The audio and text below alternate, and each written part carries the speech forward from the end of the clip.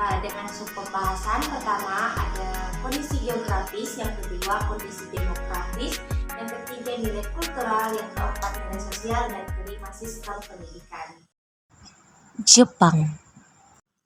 Jepang merupakan salah satu negara maju yang berada di kawasan Asia Timur. Selain memiliki teknologi maju, Jepang juga mempunyai destinasi wisata indah yang menarik minat wisatawan. Jepang juga dijuluki sebagai negeri matahari terbit.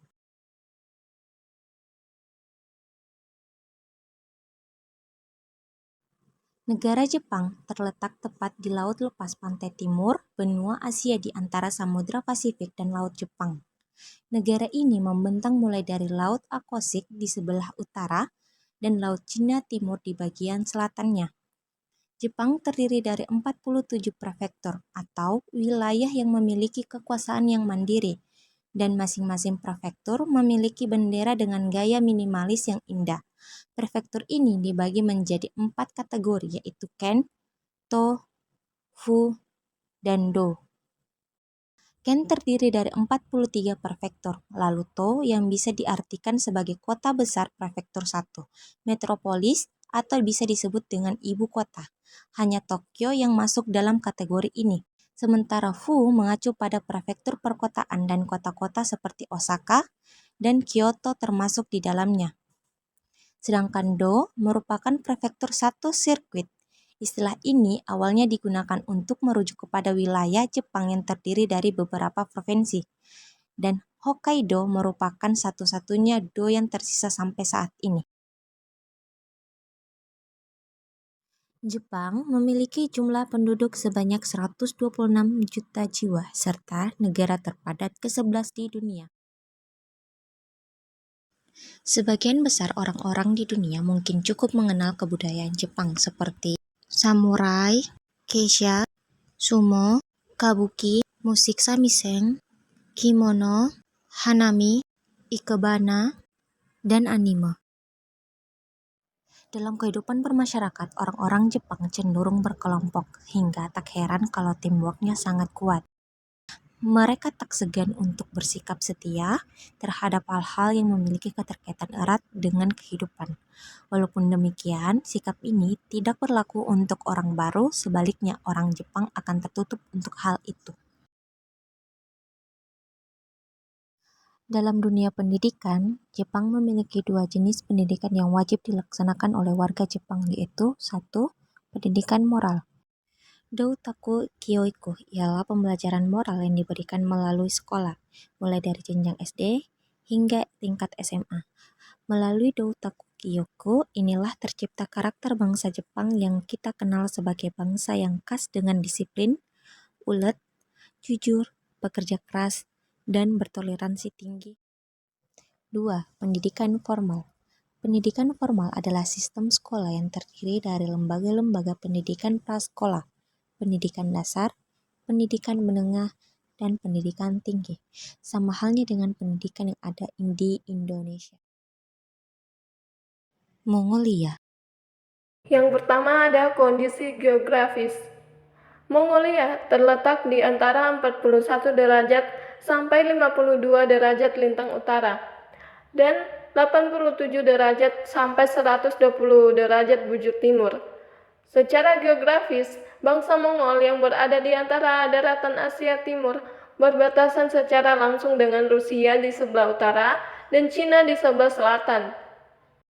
Luas wilayah negara Mongolia adalah 1.566.000.000 kilometer persegi, menjadikannya sebagai negara terluas ke-18 dunia.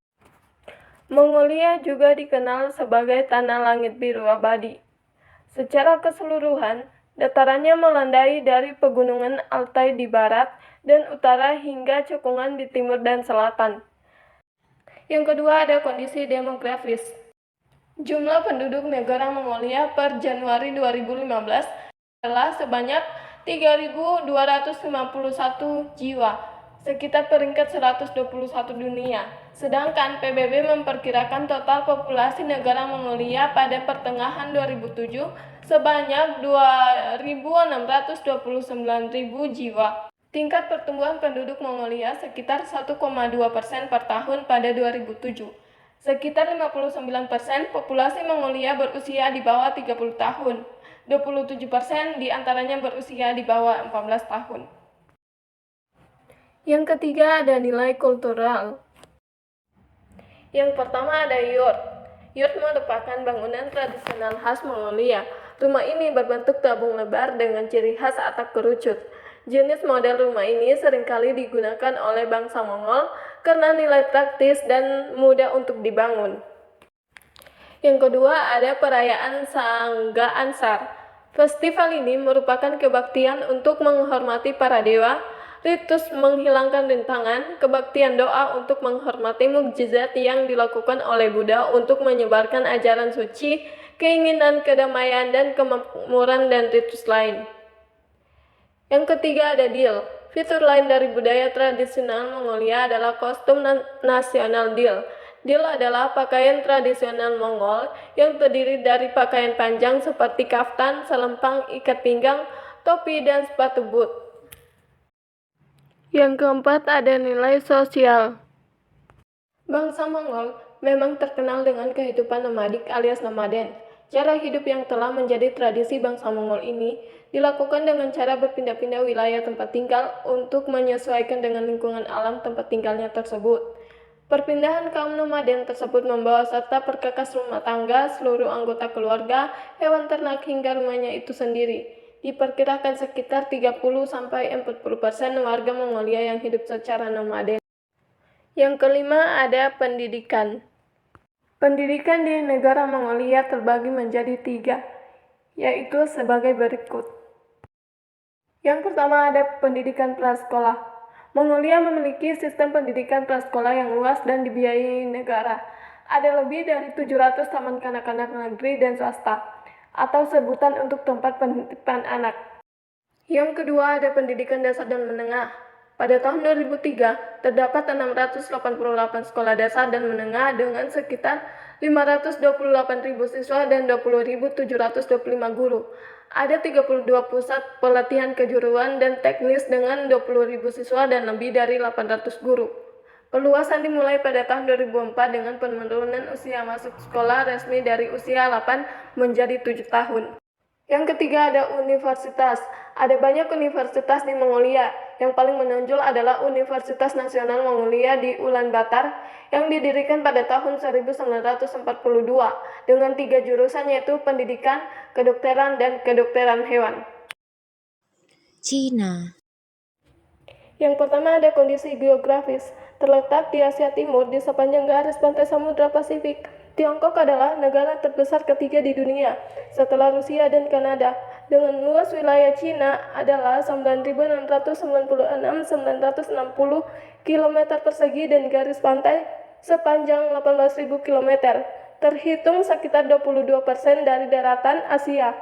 Bentuknya di peta seperti ayam jago. Tiongkok membentang 3.100 mil dari timur ke barat dan 3.400 mil dari utara ke selatan. Dan dengan bentang alam yang sangat bervariasi. Alam di Tiongkok sangat beragam seperti sungai, pegunungan, persawahan, dataran tinggi, gurun pasir, hutan lebat, hingga tembok besar. Yang kedua ada kondisi demografis. Demografis Tiongkok dikenali lewat populasi yang besar dengan proporsi remaja dan kanak-kanak yang relatif sedikit. Akibat dari kebijakan satu anak yang ditentukan oleh pemerintah Republik Rakyat Tiongkok. Kebijakan kependudukan diterapkan di Tiongkok sejak tahun 1979 telah membantu mencegah beberapa juta kelahiran. Pada tahun 2018 diperkirakan jumlah penduduk Cina yaitu mencapai angka 1.384.688.986 jiwa, menjadikannya negara dengan jumlah penduduk terbesar di dunia. Mayoritas warga Cina tinggal pada bagian timur negara ini. Negara Cina atau Tionghoa memiliki tradisi dan kebudayaan yang menarik, seperti kaligrafi Cina, Cheongsam, dan barongsai. Hingga saat ini, nilai budaya tradisional yang menjadi ciri khas orang Tionghoa adalah harmoni, kejujuran, kebenaran, kesopanan, kebijaksanaan, kesetiaan, dan kebaktian. Lebih khusus lagi harmoni. Harmoni adalah nilai inti yang perlu kita perhatikan ketika memahami budaya Tionghoa. Harmoni harus dicapai antara individu, keluarga, dan masyarakat, mengacu pada keseimbangan yang tepat dan koordinasi antara hal-hal dengan menghargai hubungan manusia dan merangkul kesederhanaan dalam segala hal. Pendidikan di Cina merupakan salah satu pendidikan terbaik di dunia saat ini. Salah satu contoh yang diungguli oleh negara ini adalah bidang kedokteran. Untuk mengembangkan ini, mereka pastinya menerapkan sistem pembelajaran yang membangun minat para pelajar. Selama masa ini, universitas yang lebih besar dan lebih komprehensif dipecah menjadi institusi khusus yang lebih kecil, seperti Universitas Teknik, Perguruan Tinggi Pertanian, Perguruan Tinggi Medis, dan Lembaga Perkeretaapian.